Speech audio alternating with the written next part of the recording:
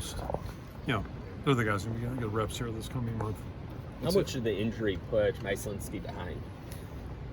It would have helped him a lot, but I think all of us were pleased and impressed with what we saw in December, and that's one nice thing about December, get an opportunity to work with guys that you haven't seen, and Mike was out most of the fall. So, I think there's no question he's going to be in the competition of our top 8, top 9. And now it's just a matter of how much he can pick things up, how fluidly he can play, and Logan did a good job with that, being a totally new player in April. So, you just never know. That's what the month of August will tell us is, we'll see how things progress and develop. What's the update with Justin Britt? I just saw he wasn't listening to that chart. Yeah, so I'd probably go back and review. There are 2 guys I'll let you know right now that are going to be out for the season. Justin, unfortunately, is one of those. More complications with a knee injury. And then the other one's Jackson Ritter. Yeah, he's not going to be cleared medically. So those 2 guys there's absolutely no way they'll play this fall. So unfortunately, we lose a veteran player in Justin. Is that the original knee injury you suffered in high school? Yeah, it's just been complicated, and there have been some reoccurring issues there. So you just feel bad for him. It's a tough break. Oh, thank you. They're all tweeting it, so. How's he progressed? He made an appearance on that chart. He's done a good job. He shows up every day, works hard, and he just kind of has a knack of doing some good things. And we had a lot of guys out this spring, so he took advantage of those reps and that opportunity. I can say a thing about Caden Wetchin's done a really nice job too. So obviously Alec was here the entire year, and then Caden joined us back in January. But he's another guy that, it's going to be interesting to see what he does in August. We're curious to see what both guys do.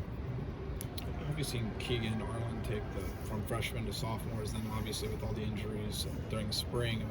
Obviously Nico's the veteran guy, but you're almost relying on Arlen and Keegan to be those leaders and to kind of be those veteran guys. We're hoping to get those guys where they can be on the field all the time, and Arlen's done a pretty good job of holding up. He's had, a couple ups and downs this summer, but hopefully we'll get all the guys back full speed in August and just see how they progress. But it's really representative of our football team.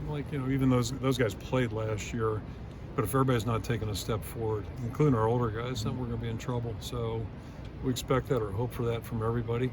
I would think, the experience that they got as true freshmen, it's really going to be helpful to them. They should be able to, I think, accelerate maybe a little quicker than somebody who hasn't played at all. And then, Brody Breck, we're anxious to get him back too and just see what he can do. But, right now we're just talking about potential because we really didn't, see him at all in the spring. Do you have some candidates in the return game? Yeah, I think so. Yeah. Ireland, I think, is one. Yeah, he'd be one for sure. Yeah, Nico's one, and mentioned Caden. Watching, he might be a guy we'll look at. But I think we have some guys that are capable. So we'll see how that all goes and make some judgments as we go along. How soon would you like to have the return game kind of figured out? We'll probably start formulating ideas after a couple weeks.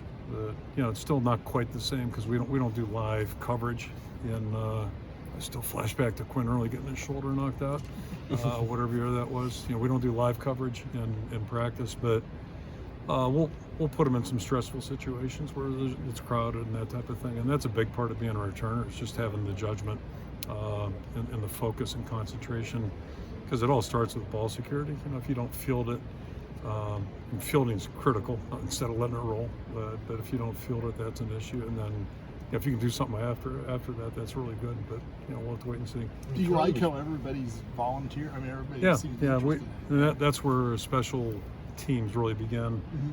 Specialists, that's what they do. But for the other guys, if they're not excited about it, pretty good indication we're not going to put them out there because, especially that position. Terry Roberts is another guy I didn't mention, but Terry might be a guy that could fill in there too. And Charlie did both at a high level, which is not very common. Could you see someone doing that, or do you expect it? You never know. Yeah, you never know. And Cooper DeJean, there's another guy I didn't mention. We got some guys like, you think about Cooper, Arlen, those guys are just good all-around athletes. Cooper probably could play for us on offense. I don't think probably could. And Arlen probably could play defense somewhere. So you get guys like that are just good football players. Nothing would surprise me. Speaking of Cooper, I saw he's listed at the cash too. What have you seen from him defensively? He's done a good job. And I'll go back to the bowl game, the play that gave us a chance to stay alive, where they hit the big play on us in that last drive. He came from the left corner position across the field, and we've had some good players in the history of our program do things like that. So he's the youngest guy in the field, yet he made a play that, again, we had a chance maybe to get a stop and kick a field goal. But just that play stands out to me. But it's just kind of who he is. He's a football player, and so I'll be anxious to see what he does. Have you gotten much of a look at the kickers? I know practice hasn't started yet. No, not at this point. Saw him in the spring, and I think there's potential there, but not consistency. It's probably the best way to put it right now, and which is not uncommon for punters, kickers, etc. When they're first starting out. So I kind of reference, you just never know what a guy's going to do the first time they're out there on the field when there's 70,000 people there. So, but I think we definitely have potential there, and we'll let those guys compete hard this camp. When you look at quarterback, is there a defined pecking order at this point going into camp? And if there is, what's the ability for upward mobility? I guess, I mean, somebody's got to go with the ones, and that'll be Spencer. But right now, I consider it an open, competition. And I see the guys physically right now. You see them training, and I think both guys are really doing a good job, and get good feedback from people that are out there throwing the ball around, that type of thing. That they're both doing well, and I just, I'm optimistic. I think we have two pretty good quarterbacks, and again, selfishly, I look at it. There's some teams in our conference or in college football that struggled when their number one guy went out, and we kept winning. We found a way to get back on our feet and win those last 4 games. So I think it's a healthy situation to have two guys that have led us to victory and two guys that have played well. Again, consistency is going to be the biggest part. How much realistically of a step up do you think Spencer and Alex can make this year? I think they both can. I think that's the great thing about experience and being in a system and just working at it continually. And you hope that's the history of our program. Typically, as our older guys get better, as I mentioned up at the podium, Jack Campbell's highly driven, in terms of improvement. Riley Moss, I'll throw another name out, who came back, and that semi-unexpected, but chose to come back. And, sometimes when a guy does that, you're wondering, okay, what's his investment level going to be? I don't know if we have anybody working harder. When I watch the summer program and watch the guys training, I don't know if we have anybody pushing harder than him right now. He's a wonderful person, just a great, positive guy. So those things make you feel good, and I think, he'll be playing at a really high level this year. So I would expect the same thing with Spencer and Alex. When they get their chance, they'll elevate. I feel like sometimes you get a feel for what this type of team is going to be. Do you have a vibe of a past Hawkeye team that this kind of you're thinking of when you think about? I don't know if I can compare them to other teams, but I think I said this in the spring. I think this felt like our team had a little bit more personality in April than some of the teams. Usually it's more through the summer, and but the exposures I've had with them, we've done some off the field stuff together. Can't say enough about, again, especially those top 25, 30 guys. We've got some guys that really just, they model the right things. They really have a great attitude. They work hard. So that's a pretty good starting point, and that's good for the younger guys that haven't maybe been around as much or done as much, to have them exposed to that and see things being done the right way. It could be really powerful, and we still got to do it. Look at the early reports about Steven Stillhouse, the transfer from Lafayette tight end. I mean, how have you kind of seen him transition into the program? It's been a change for him, certainly. He was a high school quarterback originally, and ended up. But I think it's been good. I think our summer program is probably a little bit more intense than maybe what he was used to, but I think he's taking advantage of it, and looks like he's moving around and all those kinds of things. We can be out there when they throw footballs. I can say that. We can't be out there when they're doing 7-on team stuff, all of that, and we really don't do a lot of that. But I think he's moving around well, and I think we have two really good tight ends right now, and hopefully he can supplement that group. And I was impressed with Johnny Pascuzzi back in the spring. I don't mean that laughingly, but he got work kind of like we talk about Alec, because we had a lot of guys out, and he did some really good things. I don't know if it's going to be this year, but I can see him helping us down the road and contributing. So, all those little contributions are helpful, and Monty can jump up there and do some things at that position as well. So I think, that if we're a little thin at receiver, then we can maybe supplement that with some strength at that position.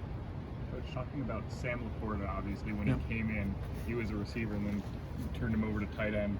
How have you kind of just seen him grow from that into one of your team's leaders, and he's obviously here, and then what does he add to the program? So it's so rare to recruit nowadays, to recruit a tight end who's a tight end. Nobody's a tight end anymore. They call them tight ends, but they're lined up 6 yards from the tackle. And I'm thinking about TJ the same way. He's more of a slot receiver, if you will. And then played safety at about 40 yards depth. I guess they want to keep him healthy, but so there's always, that's a position, I'm just joking about that, but it's a projection position, if you will, in recruiting typically. Even Luke, they had him at running back, cornerback, I mean, that's crazy, and receiver, just smart, because they, guy covered him like that. But tight end, especially, like basketball's of interest, and he was a good basketball player, just a good athlete, and his energy level's great, and I'm not saying he's better than maybe we thought, but he was under-recruited. There's no question about that. And, he's just worked so hard and got such a great attitude. So he's a good player, but he adds more just through who he is. I think that's true of all three of these guys, and also, the guys that we left at home. There could be another handful here. Just a couple more guys. So do you feel like that the offense really does have a lot of upward mobility this year? Yeah, I do. I mean, it must be bad out there. I just watch the plays on film. Yeah. And when I see film and tape, I don't know how you guys look at it, but I see a lot of makeable plays. And, if we can't make some of the plays that we missed last year, then we're not going to be very good. I'll tell you that right now, and that'll be part of my message during camp. I'll show them some of those plays. But I think there's a lot of makeable plays out there that, not blame me, but it's a combination of things. We were really young at receiver, and we were really young up front outside of Tyler, and Shad, who had a broken foot, and Cody, who was perpetually injured. So our experienced guys outside of Tyler, we were really thin. So I'm really optimistic. I saw the growth that we made last year, and I think if you look at our bowl game, to me that's that's something to be optimistic about, but that's if we make the plays that we leave out there, and that's what we got to quit doing. So, execution's a big part of football, but execution goes deeper than that. It's experience, it's guys, being able to handle certain things a little bit better, and that's the hill we got to climb. But I'm optimistic. I think. How much is that going to fall in the running game? How confident are you about the running game? I feel good about that too. I do. I mean, we're in it. I said this last year during the season, we were hanging on up front. We were, you got Cody out, you got Shooter, in and out. So again, we just, if you look at it, I think we're a really different group. And I thought that was the most improvement we made as a team. Probably was up front on both sides by November. So not that you can't get better, and we can always get better, but I think we're on the right path. And I think if we have balance on offense, it's going to give us a chance. But we did some good things there too, just not consistently enough. You always need one of those good stories. A lot of times they're a late developing player, a senior that kind of hits it, and a lot of times it's on the offensive line. Can Jack Plum fill that? I think so. And that's exactly what I'm talking about. You watch a guy who is, tight end. We projected him, and it's been a step by step by step. And I thought the improvement he made, he's kind of symbolic of the whole line from September to November to December. I think he really made some good steps, and just watching him operate, he cares, he really works hard, he's very committed, he's smart.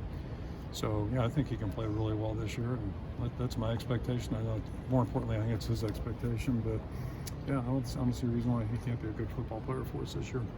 I didn't see X on the two deeps. Do you think he could be an immediate contributor? It wouldn't shock me. Yeah, for guys in their first semester, it's just it is algebra 3 or calculus 3 maybe is better description. My guess is with all those guys, you will see a huge jump this August. Now that he knows, he was just trying to figure out where to go, what to do, all those kinds of things. So he's a top-notch young guy. He just. I know he's highly recruited. You would never know that if you watch him day to day. He's just one of our guys and does not impress with himself. Strong work ethic. He's a really good football player and just a really, class young man. So I'm thrilled he's on our team. And, there's opportunity there. We, as I said up on the podium, we lost 3 pretty good players out of our back end, and we're dealing with an injury situation or 2. So I'll know more, once we get going in August, what it looks like. But, he's in the thick of things. All right, guys. Thanks a lot. Thanks,